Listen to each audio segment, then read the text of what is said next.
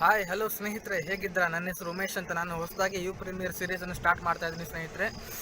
ಇವಾಗ ನೀವು ನೋಡ್ತಾ ಇದ್ದೀರಾ, ನಾನಿವಾಗ ಎಲ್ಲಿ ಹೋಗ್ತಾ ಇದ್ದೀನಿ ತಿರುಗಾಟ ಎಪಿಸೋಡ್ ಫಸ್ಟ್ರಲ್ಲಿ ಅಂತಂದರೆ, ನಾನಿವಾಗ ಸ್ನೇಹಿತರೆ ಮಂದೇವಾಲದಿಂದ ಜವರಿ ತಾಲೂಕು ಕಲಬುರಗಿ ಡಿಸ್ಟಿಕ್ ಮಂದೇವಾಲ್ ಅಂತ ಊರು ಬರುತ್ತೆ. ಮಂದೇವಾಲ್ನಿಂದ ನಾನು ಮೊದಲನಾಗಿ ಗಾಣಗಾಪುರಕ್ಕೆ ಹೋಗುತ್ತೇನೆ. ಗಾಣಗಾಪುರದಿಂದ ಆಮೇಲೆ ನಾನು ಕತ್ತರಿಗೆ ಭಾಗ್ಯವಂತಿ ದೇವಿ ಅಫಜಲ್ಪುರ ತಾಲೂಕಿನಲ್ಲಿ ಬರುತ್ತೆ ಕತ್ತರಿಗೆ ಅಂತ. ಸುಕ್ಷೇತ್ರ ಕತ್ತರಿಗೆ ಭಾಗಮ್ಮ ದೇವಿ ದರ್ಶನ ಪಡೆಯಲು ಹೋಗ್ತಾ ಇದ್ದೀನಿ ಸ್ನೇಹಿತರೆ. ಇವತ್ತು ಈ ತಿರುಗಾಟ ಎಪಿಸೋಡ್ ಫಸ್ಟ್ರಲ್ಲಿ ಗಾಣಗಾಪುರ ಮತ್ತು ಕತ್ತರಿಗೆ ಭಾಗ್ಯವಂತಿ ತಾಯಿಯ ದೇವಸ್ಥಾನ ನಿಮಗೆ ಪರಿಚಯ ಮಾಡಿಕೊಡ್ತೀನಿ ಸ್ನೇಹಿತರೆ. ಲೆಟ್ಸ್ ಗೋ.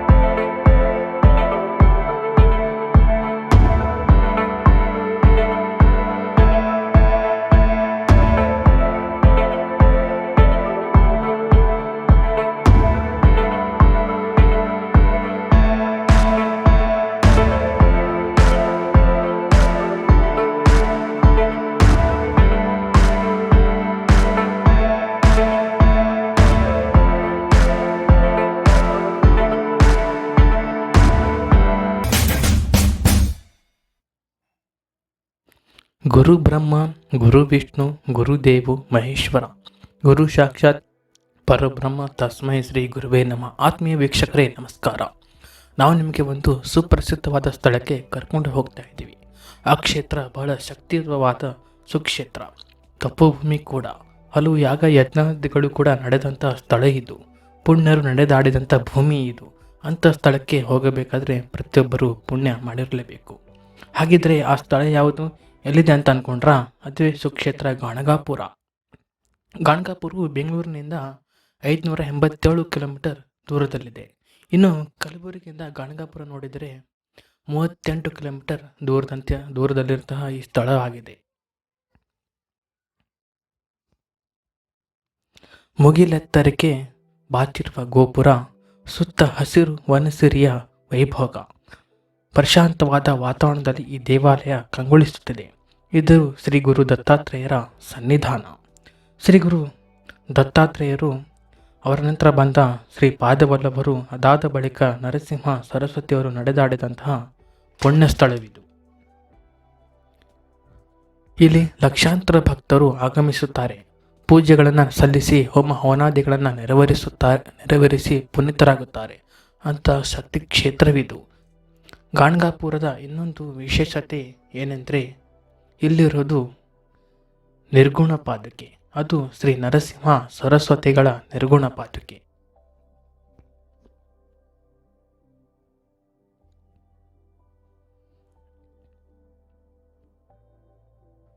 ಗಾಣಗಾಪುರ ಶ್ರೀ ದತ್ತಾತ್ರೇಯ ಕ್ಷೇತ್ರಕ್ಕೆ ನೀವು ಬಂದರೆ ಆಶ್ಚರ್ಯಚಕಿತರಾಗ್ತೀರಿ.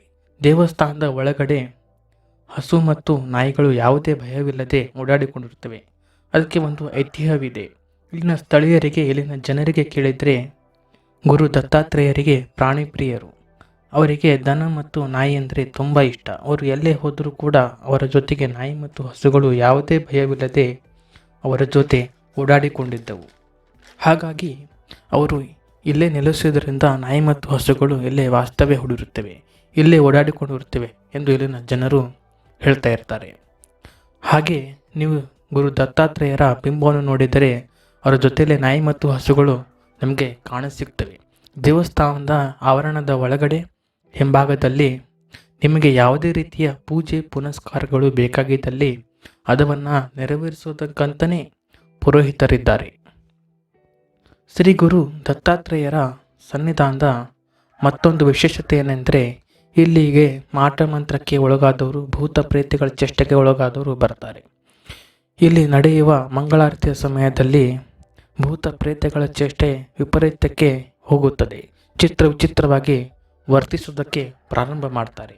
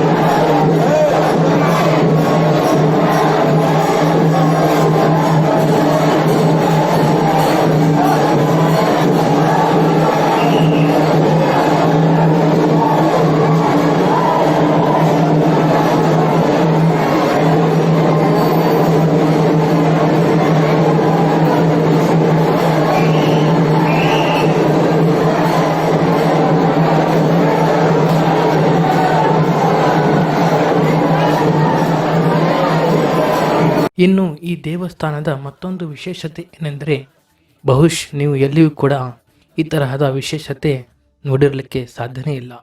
ಅದೇನೆಂದರೆ, ಇಲ್ಲಿ ಮಧುಕಿರಿ ಸೇವೆ ಅಂತ ಮಾಡ್ತಾರೆ. ಪ್ರತಿಯೊಬ್ಬ ಮನುಷ್ಯನಿಗೂ ಕೂಡ ತನ್ನದೇ ಆದ ಅಹಂಕಾರವಿರುತ್ತೆ. ಭಿಕ್ಷೆ ಬೇಡಿ ತಿನ್ನುವುದೆಂದರೆ ಯಾರು ತಾನೇ ಈಗಿನ ಕಾಲದಲ್ಲಿ ಇಷ್ಟಪಡ್ತಾರೆ? ನಾವ್ಯಾಕೆ ಭಿಕ್ಷೆ ಬಿಡೋದು ಅಂತ ಕೇಳೋರೇ ಹೆಚ್ಚು.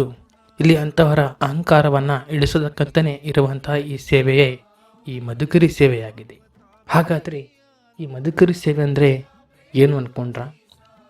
ನೋಡಿ, ಇಲ್ಲಿಗೆ ಬರುವ ಭಕ್ತರು ಯಾರು ಮಧುಕರಿ ಸೇವೆಯನ್ನು ನೆರವೇರಿಸಬೇಕು ಅಂತಾರೋ ಅವರಿಗೆ ಒಂದು ಎಲೆಯ ತಟ್ಟೆಯನ್ನು ನೀಡಲಾಗುತ್ತದೆ. ಅವರು ಆ ಎಲೆಯ ತಟ್ಟೆಯಲ್ಲಿ ಮನೆ ಮನೆಗೆ ತೆರಳಿ ಅವರು ಕೊಡುವಂತಹ ಪ್ರಸಾದವನ್ನು, ನೈವೇದ್ಯವನ್ನು ತೆಗೆದುಕೊಳ್ಳಬೇಕು. ಸುಮಾರು 5 ಮನೆಗಳಿಗೆ ತೆರಳಿ ಈ ರೀತಿ ಭಿಕ್ಷೆ ಬೇಡಿ ಪ್ರಸಾದವನ್ನು ಸ್ವೀಕರಿಸಿದರೆ ಒಳ್ಳೆಯದಾಗುತ್ತೆ ಅಂತ ಇಲ್ಲಿನ ಭಕ್ತರ ನಂಬಿಕೆಯಾಗಿದೆ. ಹಾಗೆ ಅದರ ಜೊತೆಗೆ ಅಹಂಕಾರವೂ ಕೂಡ ಕಡಿಮೆಯಾಗುತ್ತೋ ಅನ್ನೋ ಇಲ್ಲಿನ ಜನರ ಹಾಗೂ ಭಕ್ತರ ನಂಬಿಕೆ ಸ್ನೇಹಿತರೆ.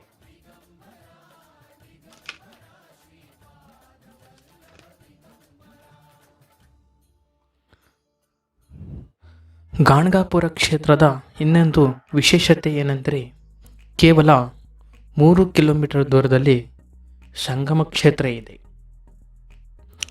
ಸಂಗಮ ಅಂದರೆ ನದಿಗಳು ಸೇರುವಂಥ ಸ್ಥಳ. ಇಲ್ಲಿ ಭೀಮಾ ಮತ್ತು ಅಮರ್ಜಾ ನದಿಗಳು ಜೊತೆಯಾಗಿ ಸೇರುತ್ತವೆ. ಇದು ಸಂಗಮ ಕ್ಷೇತ್ರವಾಗಿದೆ.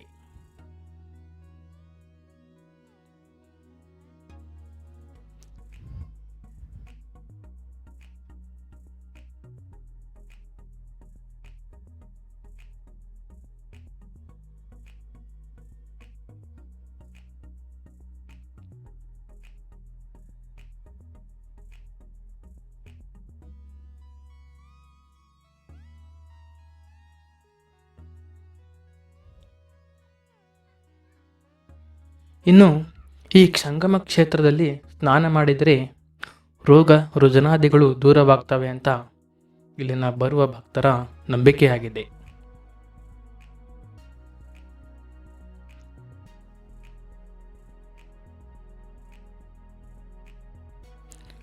ಅಷ್ಟೇ ಅಲ್ಲ, ಇಲ್ಲಿ ಬರ್ತಕ್ಕಂಥ ಭಕ್ತಾದಿಗಳು ಹರಕೆ ಹೊತ್ತುಕೊಂಡು ಬಂದು ಶ್ರೀ ಗುರು ಚರಿತ್ರೆಯನ್ನು ಓದಿ ಪುನೀತರಾಗ್ತಾರೆ.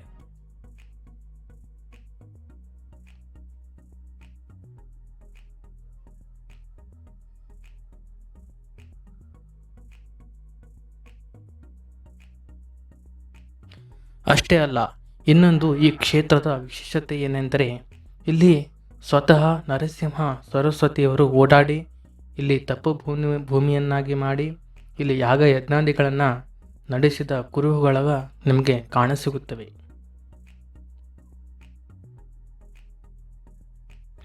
ಇನ್ನು ಈ ಸಂಗಮ ಕ್ಷೇತ್ರದಲ್ಲಿ ಶ್ರೀ ನರಸಿಂಹ ಸರಸ್ವತಿಗಳು ಓಡಾಡಿ ತಪ್ಪು ಭೂಮಿಯನ್ನಾಗಿ ಮಾಡಿ ಈ ಕ್ಷೇತ್ರವನ್ನು ಮಾಡಿಕೊಂಡಿದ್ದರು. ದೊಡ್ಡದಾಗಿ ನಿರ್ಮಾಣ ಮಾಡಿರ್ತಂತಹ ಯಜ್ಞಕುಂಡಗಳು, ಅದರ ಜೊತೆಗೆ ರಾಶಿಯಾಗಿ ಬಿದ್ದಿರ್ತಂತಹ ವಿಭೂತಿಗಳು, ಇಲ್ಲಿ ಶ್ರೀ ನರಸಿಂಹ ಸರಸ್ವತಿಗಳು ಇಲ್ಲಿ ಹೋಮ ಹವನಾದಿಗಳನ್ನು ನೆರವೇರಿಸಿದ್ದಾರೆ ಎಂಬುದಕ್ಕೆ ಇವು ಪುಷ್ಟಿಯನ್ನು ನೀಡ್ತವೆ.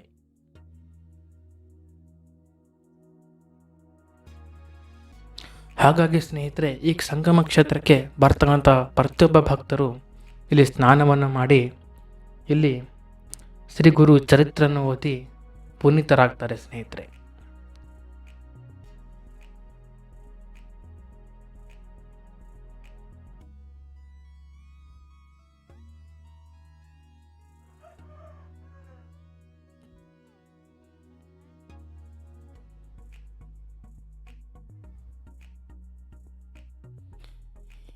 ಈ ಕ್ಷೇತ್ರಕ್ಕೆ ಸಂಗಮ ಎಂದು ಹೆಸರು ಏಕೆ ಬಂದಿದೆ ಅಂದರೆ ಸ್ನೇಹಿತರೆ, ಆಗಲೇ ನಾನು ಹೇಳಿದ ಹಾಗೆ ಇಲ್ಲಿ ಭೀಮಾ ಮತ್ತು ಅಮರ್ಜಾ ನದಿಗಳು ಬಂದು ಸೇರುತ್ತವೆ.